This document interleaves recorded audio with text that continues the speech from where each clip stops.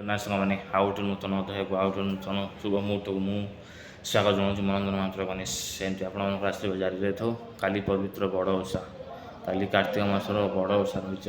ଧବଳେଶ୍ୱର ପୀଠରେ ବାବାଙ୍କର ଅପୂର୍ବ ଦର୍ଶନ ଚାଲିବ।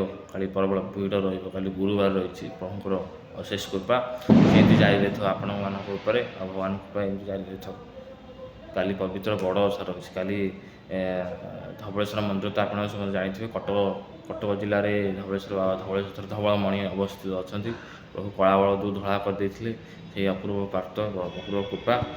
ସମୟ ଯଦି ହେବ ମୁଁ ଯିବି, କାରଣ ପଇସା ପତ୍ର ନଥିଲେ ବି ବାବାଙ୍କ ଡୋରି ଲାଗିଲେ ନିଶ୍ଚିତ ଭାବେ ଠିକ୍ ହେଇଯିବ। ସବୁ ସମସ୍ୟାର ସମାଧାନ ନିଶ୍ଚିତ କରିଦେବେ। ଜୟ ଶିବ ଶମ୍ଭୁ, ଓମ୍ ନମଃ ଶିବାୟ, ଜୟ ବାବା ଧବଳେଶ୍ୱର। ଆସନ୍ତୁ ବଳଦକୁ କେମିତି ସେ କଳା ବଳଦକୁ କେମିତି ସେ ଧଳା କରିଥିଲେ ଆପଣମାନେ ତ ନିଶ୍ଚିତ ଭାବେ ଜାଣିଥିବେ। ଏଇଟା ସତ କଥା। ଆଉ ଯେଉଁମାନେ ବିଶ୍ୱାସ କରୁନାହାନ୍ତି, ଆମେ କିନ୍ତୁ ହିନ୍ଦୁ ଲୋକ, ଆମେ ବିଶ୍ୱାସ ନିଶ୍ଚିତ କରିବା। ପ୍ରଭୁଙ୍କର ଅପୂର୍ବ ଦର୍ଶନ କରିବା ଆଉ ପ୍ରଭୁଙ୍କର କୃପା ପ୍ରାପ୍ତ କରିବା। ପ୍ରଭୁ ତ ସବୁଆଡ଼େ ଅଛନ୍ତି। ଜଳ ସ୍ଥଳ ବନଗିରି ଆକାଶ, ତୁମ ନୀଳା ସବୁଠାରେ ପ୍ରକାଶ। ଭଗବାନ ଅଛନ୍ତି ସବୁଠି। ଭଗବାନଙ୍କର କୃପା ପ୍ରାପ୍ତ କରିବା। ଦର୍ଶନ କରିକି ଆମେ ଯେଉଁଠି ଥିଲେ ଭଗବାନଙ୍କୁ ନିଶ୍ଚିତ ଭାବେ ଡାକିଲେ ଭଗବାନ ନିଶ୍ଚିତ ଡାକ ଶୁଣନ୍ତି ବୋଲି ଆମ ବିଶ୍ୱାସ ଅଛି। ଆମ ଓଡ଼ିଶା ଆଉ ଆମର ସଂସ୍କୃତି ବାବଦରେ ଆପଣମାନେ ତ ଜାଣିଥିବେ।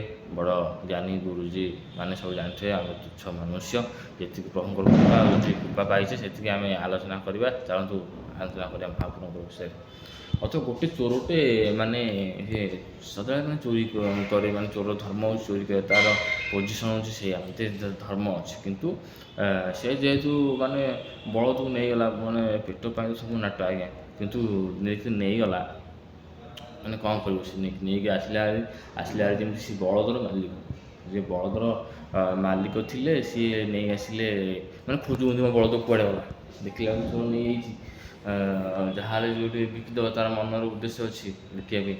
ତେଣୁକରି ଆରେ କ'ଣ କରିବି ମାଲିକ ଖୋଜୁଛି ଆଡ଼େ ଶିବ ମନ୍ଦିର ପାଖରେ, ସେଇ କଟକ ସ୍ଥିତ ଧବଳେଶ୍ୱର ମନ୍ଦିର ଶିବ ମନ୍ଦିର ଆଡ଼େ କ'ଣ କରିବି? ମାଲିକ ଦେଖିଦେଲା ମାନେ ଜାଣିଦେବ ମାରି ପକେଇବ ମୋତେ ଏଇନେ। ତାପରେ କ'ଣ କଲା? ଯେତିକିବେଳେ ବିପଦ ପଡ଼େ ଆମେ ଭଗବାନଙ୍କୁ ଖୋଜନ୍ତି, ସମ୍ପଦ ବେଳେ ଖୋଜନ୍ତି ନାହିଁ। ବିପଦ ପଡ଼ିଲେ ପ୍ରଭୁ ରକ୍ଷା କର, ପ୍ରଭୁ ମୋତେ ମାରିବେ। ସଦାବେଳେ ଖୋଜିବା ଦରକାର। ସଦାବେଳେ ଆମେ ଖାଉଛେ, ସଦାବେଳେ ଆମେ ଶୋଉଛେ, ଆଉ ସଦାବେଳେ ଆମେ ବୁଲିବାକୁ ବି ଯାଉଛେ, ସଦାବେଳେ ଆମେ କର୍ମ ବି କରୁଛେ। ତେଣୁକରି କର୍ମମୟ ଜୀବନରେ କାମ କରିଚାଲିଲେ ଭଗବାନଙ୍କ ଅଶେଷ କୃପା ପ୍ରାପ୍ତ କରିବା। କାଲି ହେଉଛି ଧବଳେଶ୍ୱର ଓଷା।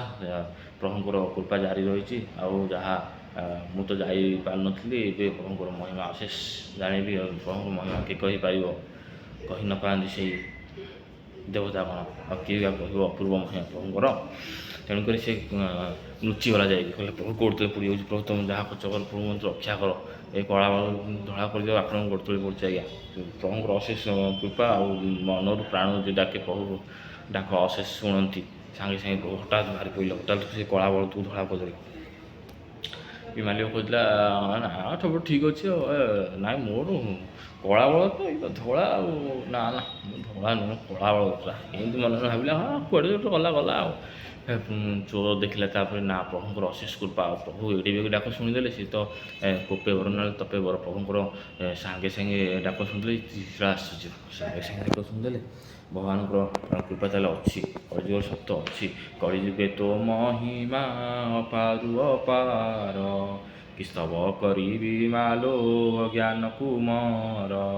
ପୂଜା ମନ୍ତ୍ର ଧ୍ୟାନ ଜପ କିଛି ନ ଜାଣଇ, କେବଳ ସାରଳା ତିନି ଅକ୍ଷର ଜପଇ।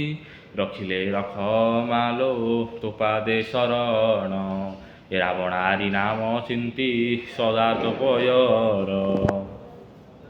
କିଏ କହିପାରିବ ମାଲୋ, କିଏ କହିପାରିବ ତୋ ମହିମା? ଅନ୍ତ କରି ନ ପାରନ୍ତି ହରିହର ବ୍ରହ୍ମା ଯେ ଅନ୍ତ କରି ନ ପାରନ୍ତି। ମାଙ୍କର ଅଶେଷ କୃପା।